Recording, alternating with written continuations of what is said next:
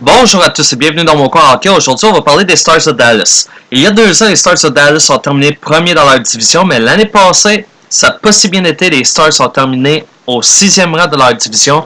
Pas seulement ça, mais aussi les Stars ont eu des statistiques très décevantes en défensive. Si je ne me trompe pas, la moyenne de buts accordés ou le total de points accordés fut au dernier rang.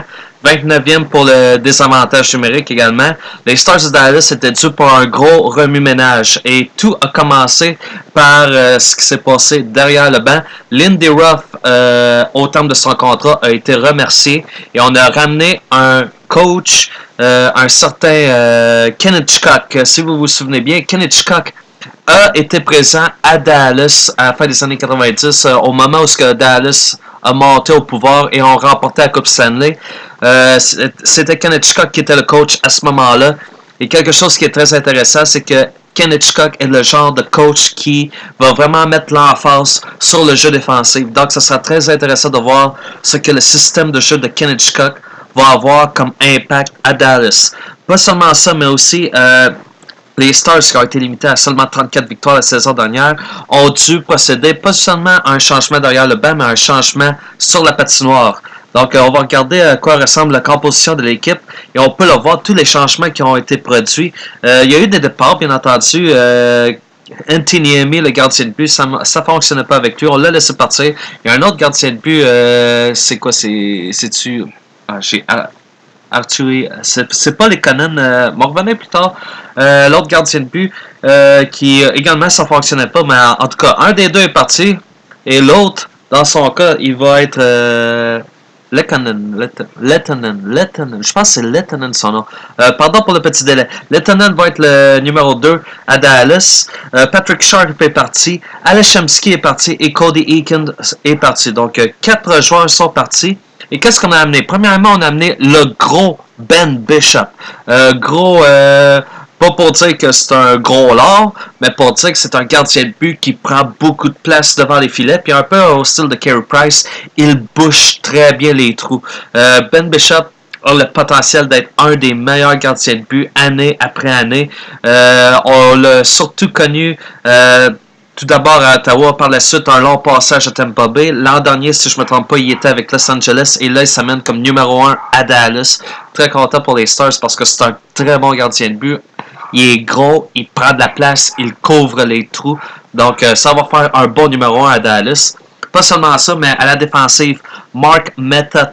Et Mark Method, on connaît l'histoire, un autre défenseur en provenance d'Ottawa qui a été réclamé par Las Vegas, mais immédiatement après, il a été échangé aux Stars de Dallas. J'ai pas compris pourquoi. Method aurait été excellent, vraiment excellent à Vegas, mais c'est Dallas qui va pouvoir profiter de tout son savoir-faire. Mark Method, ça c'est un des défenseurs qui va vraiment amener une certaine stabilité à la ligne bleue.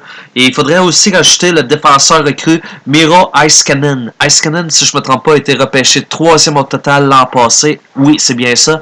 Et il a joué dans la Ligue de la Finlande. 37 parties jouées, 10 points récoltés. Un jeune de 18 ans. Et de ce que l'on nous dit, c'est que c'est un défenseur qui joue dans les deux sens de la patinoire. C'est quelqu'un qui a l'habilité à briser le jeu avant même que le jeu commence en zone défensive. Donc, c'est quelqu'un qui est très efficace, capable de bien transporter la rondelle, très bonne vision du jeu et capable, justement, comme je l'ai dit au début, de briser les jeux avant qu'ils commencent. C'est un joueur qui va frustrer l'adversaire avec son jeu avec le bâton. Donc, j'ai très hâte de voir ce que Heiskanen est capable d'accomplir et surtout s'il va être capable de jouer une saison complète dans la Ligue nationale de hockey. Ça va être très intéressant à voir. Et pas seulement ça, mais le fait qu'on ait ajouté le gros joueur de centre Martin Hansel. Hansel, plusieurs personnes vont probablement se dire « Ouais, mais c'est un joueur qui est surévalué. » Oui, mais le fait que Dallas a un problème sérieux défensivement et Hansel pourrait être une pièce du puzzle pour justement ramener une certaine équilibre pour l'organisation. Et non seulement ça, mais Hansel apporte de nouvelles opportunités pour Dallas. L'an passé, on avait Tyler Seguin et Jason Spezza pour jouer au centre, 1 et 2. Avec l'ajout de Martin Hansel, on a 2 options. Première option, on a 3 joueurs de centre très compétents sur les 3 lignes. Deuxième option, On peut placer Spezza à l'aile droite avec Tyler Seguin et Jamie Benn, puis on a une excellente première ligne. Martin Hansel va être capable de faire sa part de job sur un deuxième trio. Ça, c'est également possible. Donc, Dallas, non seulement ont trouvé des solutions défensivement, mais à l'attaque, ils ont créé de nouvelles opportunités. Et non seulement ça, mais imaginez si Seguin, on le place à l'aile droite sur le premier trio. On amène Radulov sur le deuxième trio avec Hansel. Ça ouvre d'autres possibilités. Radulov, on l'a vu, il est capable d'être un excellent numéro 2. On l'a fait jouer sur le premier trio à Montréal. Il l'a prouvé, c'est un bon top 6. Radulov sur un deuxième trio avec Hansel ou peut-être même avec Spezza. Je suis convaincu que les Stars de Dallas vont être une équipe qui va causer de gros ennuis à l'adversaire grâce à toutes leurs opportunités à l'attaque, tout leur potentiel, toutes les munitions qu'ils ont, et surtout avec l'ajout à la défensive de Heiskanen, de Method, le gardien de but Ben Bishop. Dallas va être beaucoup plus efficace défensivement sur les unités spéciaux, et je suis convaincu Dallas, avec le coach Hitchcock qui va amener une vision beaucoup plus défensive, je suis convaincu, en bout de ligne, Dallas, ils vont faire les séries. Il n'y a aucun doute là-dessus. Les Stars, ils ont les ressources nécessaires pour se rendre loin. Et il ne devrait même pas y avoir de débat là-dessus. Si je regarde juste les joueurs clés, bon, on regarde rapidement. Jamie Benn a été excellent depuis plusieurs années. Tyler Seguin, depuis qu'il a été rapatrié de Boston, très bonne statistique. On peut voir les nombres de tirs au filet, le nombre de points, etc. au cours de 4 saisons.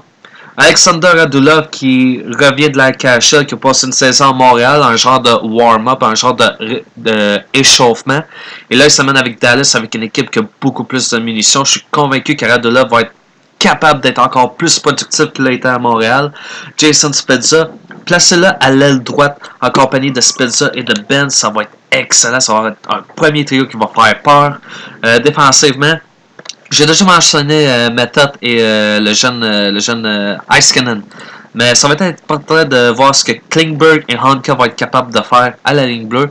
Parce qu'on va avoir besoin de tout ce qu'ils sont capables d'apporter. Klingberg, on regarde ses statistiques par ici. Je vais vous laisser quelques secondes pour analyser ça. Mais le fait qu'il soit capable d'alimenter l'attaque, ça va être très important.